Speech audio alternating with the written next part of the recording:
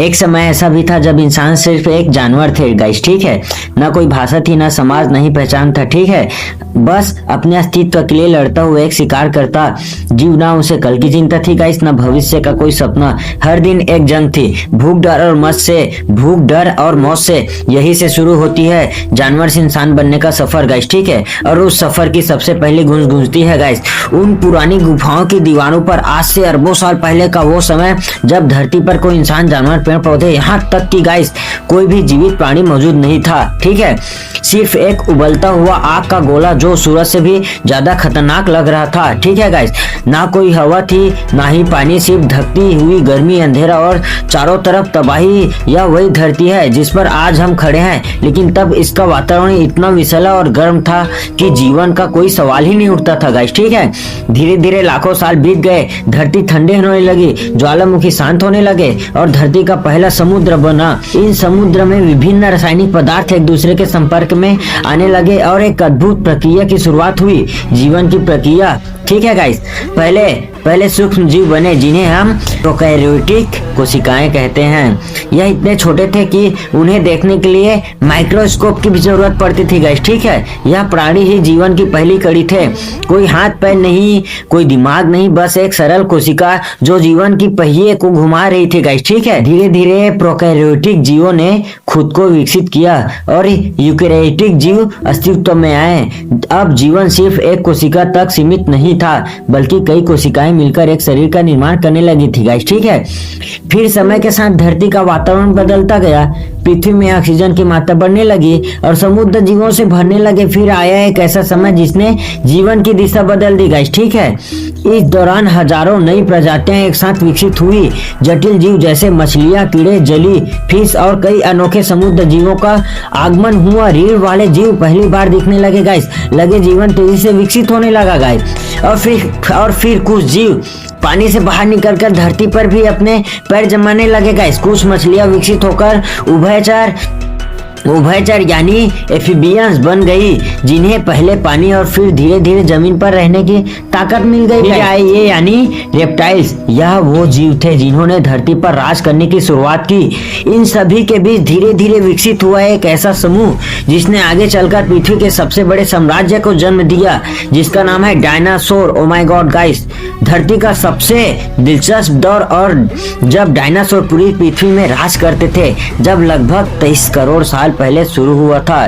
डायनासोरों की दुनिया सिर्फ एक जैसे विशाल जीवों की नहीं थी गाइस, बल्कि यह एक पूरी जैव विविधता से भरी दुनिया थी, जिसमें हर प्रकार का डायनासोर अपनी एक अलग पहचान और भूमिका निभाता था। कुछ डायनासोर शुद्ध रूप से शाकाहारी थे, जैसे ब्रैकियोसोरस, जो अपनी लंबी गर्दन से आसमान छूते पेड़ों की ऊंचाई तक पहुंच जाते गाइस और वहां के पत्तों को आराम से चबाते थे गाइस, ठीक है। साले विमल खा लेते। इनकी विशाल शरीर और साजू स्वभाव के चारों ओर हमेशा सतर्कता बनी रहती थी, क्योंकि शिकारी हर कोने में छिपे होते थे गाइस। वही ट्राइसेराटोप्स जैसे डायनासोर अपने बड़े और मजबूत सींगों के साथ नजर आते थे। शांत स्वभाव वाले मगर जरूरत पड़ने पर अपने दुश्मनों से टकरा जाने वाले बाहुबली योद्धा थे। अरे दूसरी ओर मांसाहारी डायनासोर की दुनिया कहीं ज्यादा खौफनाक थी। टायरेनोसोरस रेक्स को कौन नहीं जानता, विशालकाय जबड़े, नुकीले दांत और राक्षसी ताकत, जिसने इसे अपने समय का सबसे खतरनाक शिकारी बना दिया था गाइस। पर इससे कम खतरनाक नहीं थे वे लॉस रेप्टर्स, जो आकार में भले ही छोटे थे, मगर चालाकी, तेजी और टीम वर्क से अपने शिकार को चौंका देते थे गाइस। लेकिन डायनासोरों की कहानी सिर्फ धरती तक सीमित नहीं थी गाइस। कुछ ने आसमान में उड़ान भरी, जैसे टेरेप्टाइल्स और कोटल्स, जिनके पंख इतने विशाल थे गाइस कि लगता था जैसे पूरा आकाश ही उनके कब्जे में हो। यह उड़ने वाले डायनासोर शिकार करने के लिए, लंबी दूरी तय करने के लिए आसमान में इधर उधर मंडराते रहते थे गाइस, ठीक है। और वही जब नजरें समंदर की गहराइयों में जाती है तो वहां भी डायनासोर जैसा जीवन मौजूद था। मोसासोरस जैसे समुद्री शिकारी अपनी ताकतवर पूंछ और जबड़ों से पूरे समुद्र जीव जगत पर राज करते थे गाइस, जबकि प्लीजियोसोरस अपनी लंबी गर्दन और तेज तैराकी के साथ गहराइयों में शिकार की तलाश में निकलते थे गाइस। यानी डायनासोरों का युग धरती, आकाश और समुद्र तीनों में फैला हुआ था गाइस, और हर जगह ये अपनी अपनी दुनिया के बादशाह थे गाइस। डायनासोरों का साम्राज्य करीब 18 करोड़ साल तक चलता रहा, लेकिन फिर करीब 6.5 करोड़ साल पहले धरती पर एक विनाशकारी घटना घटी। एक विशाल उल्कापिंड मेक्सिको के युकाटन प्रायद्वीप से टकराई। इस डर की ताकत इतनी जबरदस्त थी कि उसने आसमान में धूल और राख का अंधेरा फैला दिया। सूरज की रोशनी धरती तक पहुंचने बंद हो गई। तापमान गिरने लगा और सबसे पहले अक्सर बड़ा पेड़ पौधों पर जंगल धीरे धीरे सूखने लगे। जब पेड़ पौधे नहीं बचे तो शाकाहारी जीव भूख से मरने लगे, और जब शाकाहारी खत्म हुए तो मांसाहारी भी ज्यादा दिनों तक टिक नहीं पाएगा। धीरे धीरे बड़े जीवों की प्रजातियां एक एक कर खत्म होने लगी। अम्मा, ऐसा लगा जैसे पूरी धरती की जीवन में बड़ी टूट गई और यही पर खत्म हो गया डायनासोरों का करोड़ों साल पुराना साम्राज्य।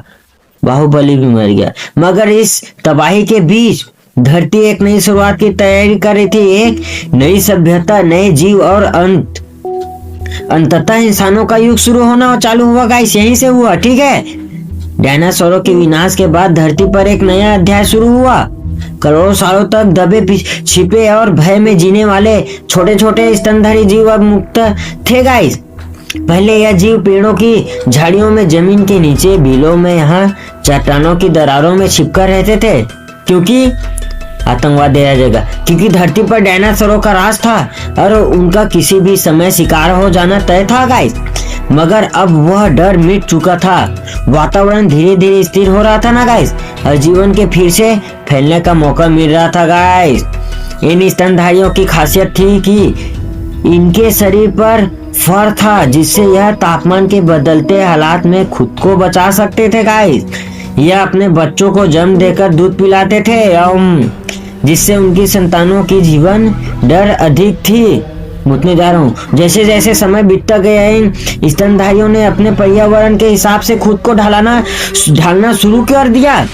उसने पेड़ों पर रहना जारी रखा, जहाँ उन्हें फल, पत्ते और सुरक्षा मिलती थी गाइस। वही कुछ जमीन पर उतर आए और उन्होंने नई चुनौतियों का सामना करना सीखा। खुला आकाश, खुले शिकारी और बदलता मौसम। डायनासोरों के बाद धरती स्तनधारी जीवों से भर गई थी गाइस। जय हिंद। लेकिन उनमें से कुछ खास प्रजातियां धीरे धीरे एक नए मुकाम की ओर बढ़ रही थी। यह थे प्राइमेट्स, यानी वह जीव जो आज के इंसानों के सबसे नजदीकी पूर्वज माने जाते हैं गाइस, ठीक है। यही जीव आगे चलकर इंसानों के पूर्वज बने और थे। इन प्राइमेट्स का विकास काफी रोचक था। उन्होंने पेड़ों पर चढ़ना, शाखाओं पर छलांग लगाना और तेजी से भागना सीखा। धीरे धीरे उनके अंगों में बदलाव आने लगा। उनको रेबीज हो गया था क्या?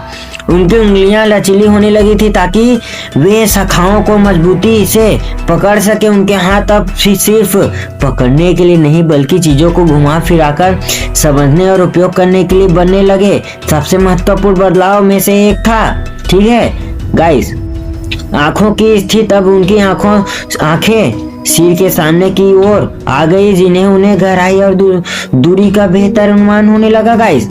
यह बदलाव उन्हें पेड़ों पर छलांग लगाने और शिकारियों से बचने में बेहद मददगार साबित हुआ।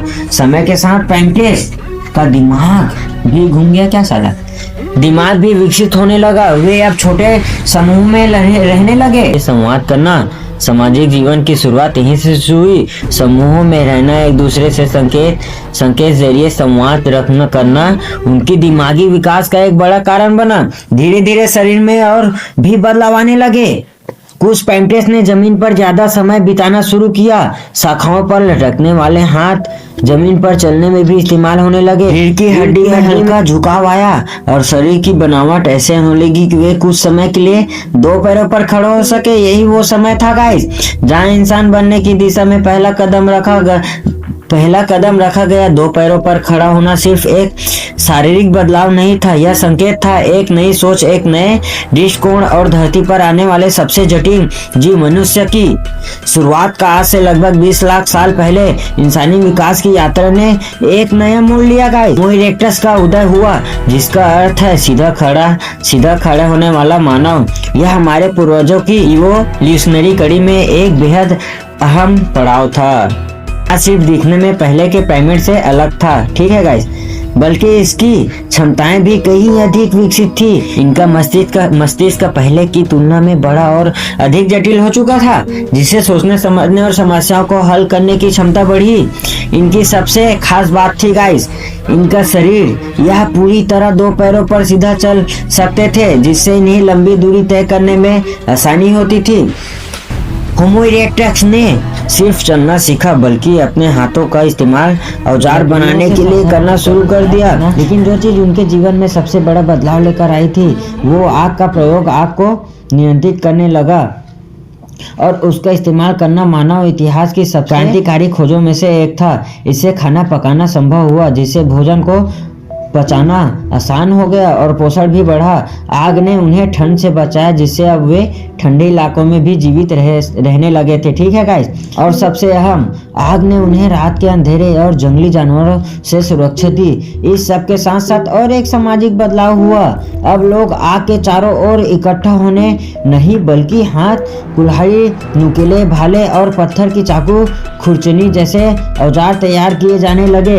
यह सिर्फ औजार नहीं थे गाइस, बल्कि यह इस बात का प्रमाण थे कि इंसान का दिमाग अब पहले से ज्यादा विकसित हो रहा था। वह अब अपने पर्यावरण को समझने और उसे अपने अनुसार ढालने लगा था गाइस, ठीक है। समूह में रहने के अब अपने फायदे थे। भोजन मिल बांटकर खाया जाता था, बच्चों की देखभाल पूरी टीम मिलकर करती और बीमार या बूढ़े सदस्यों की जिम्मेदारी भी सब मिलकर उठाते। यह सामुदायिक जीवन इंसानी समाज की नींव बन गया था। अब इंसान गुफाओं में रहने लगा था, अंदर आग जलाकर रात बिताना, ठंडों से बचना और सुरक्षा महसूस करना। यह गुफाएं इंसानों के पहले घर बन चुकी थी गाइस, ठीक है।